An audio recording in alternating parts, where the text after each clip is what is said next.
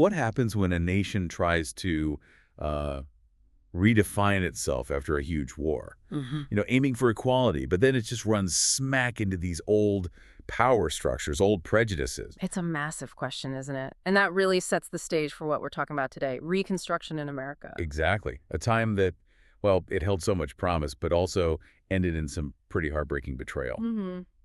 A really complex period. So in this deep dive, we're going to explore how and why Reconstruction, the time right after the Civil War, led to both staying the same in some ways, but also big changes in how people regionally and nationally thought about being American. And we're drawing on some key sources here, especially one called Reconstruction's Unfinished Revolution, Continuity and Betrayal. It really lays out the complexities. Right. Our mission today is to kind of unpack all these forces, the economy, legal battles, even just widespread violence that shaped the South after the war. And how all that left a huge mark on American society, setting things up for later struggles, but also eventually triumphs. Yeah, get ready for some surprising details and context. It Yeah, really shows how a revolution can be left, well, unfinished. definitely. So we often hear about slavery being abolished, these big goals of Reconstruction, and those were huge deals, obviously. Monumental, yeah. But what's really striking, maybe even tragic, is how much the the basic power structures, the economy in the South, just stubbornly resisted change. That's right. Despite everything, some things proved incredibly hard to shift. The sources really hammer this home, don't they? This idea of continuity right alongside the betrayal. Precisely. Even with emancipation, this massive shift, your sources show that the Southern plantation owners, they kept hold of most of the land. And land wasn't just wealth, right? It was power. Absolutely. Political power, social standing, everything. And without that land, the promise of freedom for formerly enslaved people it hit a wall immediately. It often pushed them right back into dependency. So it wasn't just about who owned stuff, but who held the real control. And the old land-based power structure just kind of adapted. It largely did, yeah. Which brings us to this really powerful economic trap, the sharecropping system. Ah, yes. Sharecropping. It sounds like a compromise, but the sources frame it almost like a trap. Well, it became one. It was meant to organize labor without slavery, but your sources describe it becoming another form of, and this is a quote, coerced servitude not unlike slavery. Okay, so how did it work? Why did so many people get caught in it? Well, the basics seemed straightforward. Landowners give the land tools, maybe seeds. The tenants, mostly black families, but also poor whites, they provide the labor. I didn't return. They give back a share, often a large share, of the crop they grew. Now, it looked like some independence compared to slavery, but But it was an illusion. largely yes, because the tenants depended on the landowners for supplies all year, often at really high prices, and the accounting. Let's just say it wasn't always fair. So debt. They fell into debt. Exactly. Perpetual debt cycles, it made it almost impossible to ever save money, get ahead, or even leave that piece of land. It was effectively a new kind of economic bondage. Wow. So slavery's gone legally, but the economic reality is deliberately set up to keep black Americans dependent. No real economic freedom. That's the key. And what's really insidious is how white supremacy wasn't just, a feeling people had. It was written into law to prop this whole system up. You mean the black codes? Exactly. Your sources point straight to the Black Codes. These were laws passed by Southern states specifically to cement the racial hierarchy and keep the labor force under control. These weren't just customs, they were actual laws. It's almost stunning, the nerve of it. Declare freedom, then immediately build new legal cages. The sources give examples, right? Like, black people couldn't borrow money to buy land. Correct. Or even rent it in many cases, which naturally pushed them straight into sharecropping, but it went further. Also, They often couldn't testify against white people in court. Imagine that, no legal recourse. And mandated segregation in public life. Your sources are blunt. These codes created conditions that virtually recreated the conditions of pre-Civil War slavery and segregation.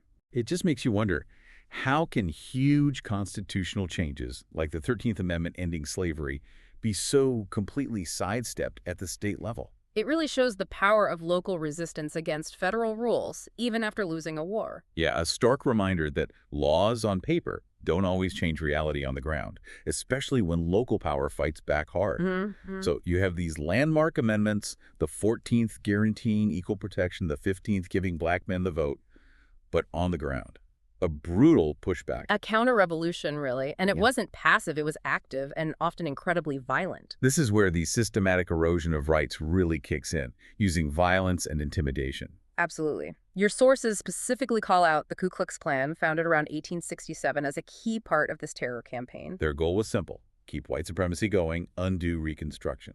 And their methods were just brutal, designed purely to create fear. The sources talk about threats, beatings, murder, public lynchings, targeting black people who dared to step out of line, quote, refuse to accept their place. It sounds like political terrorism. Yeah.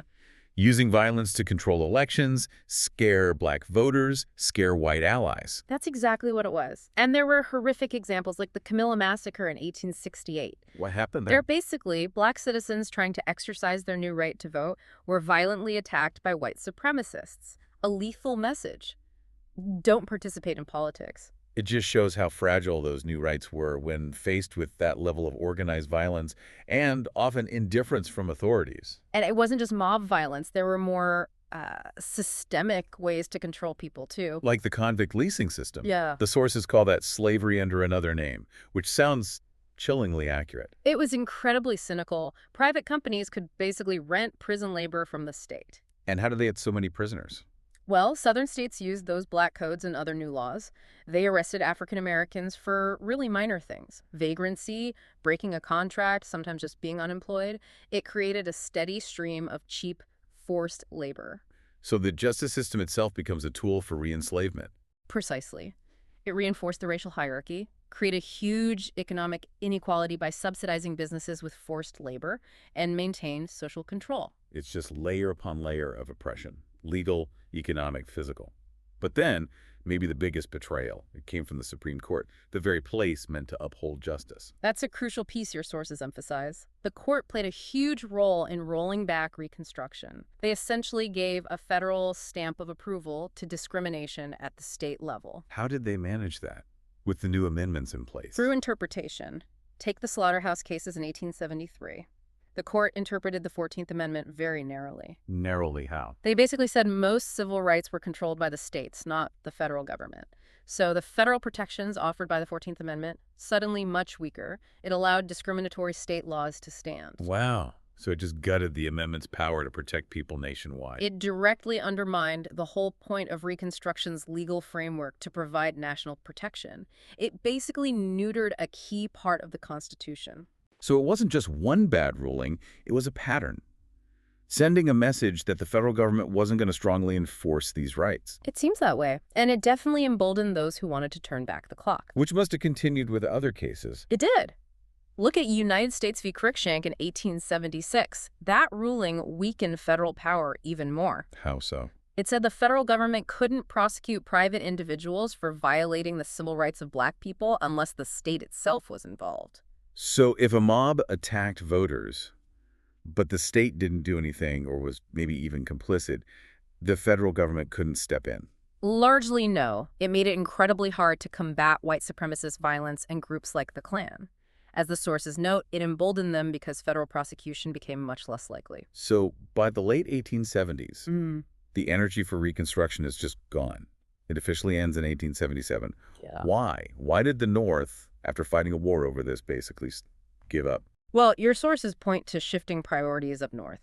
By the 1870s, many Northerners were more worried about industrial growth, economic panics, things like that. Less focus on the race problem in the South. Yeah, that seems to be part of it. There was a growing weariness with the constant struggle, the cost, the seemingly endless problems of Reconstruction. Attention and resources shifted. So it wasn't just apathy, maybe, but a conscious decision that fixing the South was less important than, say, economic recovery or national unity. It looks like a recalculation of national priorities, yes. And that paved the way for a political deal that basically ended it all. The Compromise of 1877. This always sounds like such a cynical bargain, trading away justice for political peace. It was certainly pivotal. It resolved the mess of the 1876 presidential election. You had Tilden versus Hayes, incredibly close, disputed results. Looked like another crisis. And what was the deal? It was a backroom agreement. The Democrats agreed to let the Republican, Hayes, become president, but there was a huge condition. Which was? All remaining federal troops had to be pulled out of the South. And these troops were really the last thing enforcing Reconstruction policies and protecting Black rights. And once the troops left, devastation. Pretty much immediate and devastating, yeah. The sources are clear. Democrats took full control across the South very quickly.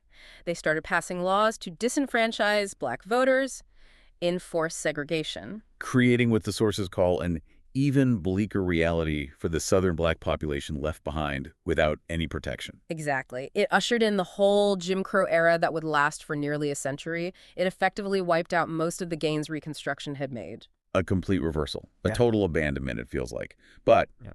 looking back now, there's that long game aspect, isn't there? Those amendments didn't just disappear. No, they didn't. And that's a really important point your sources touch on. What happens when laws, constitutional amendments, lie dormant for decades? Ignored, suppressed, but still there. What does it tell us? About law versus political will? Well, it's critical for understanding the long arc. Your sources mention that despite being betrayed and suppressed, the 14th and 15th Amendments, they eventually became the legal foundation for the civil rights movement decades later. So they were like seeds planted, waiting for the right conditions to grow. Something like that. They laid the groundwork. Their legal existence, their potential power remained. It shows the enduring, even if slow, power of foundational legal principles. What a complicated picture. This deep dive really shows how laws, money, prejudice, politics, it all gets tangled together.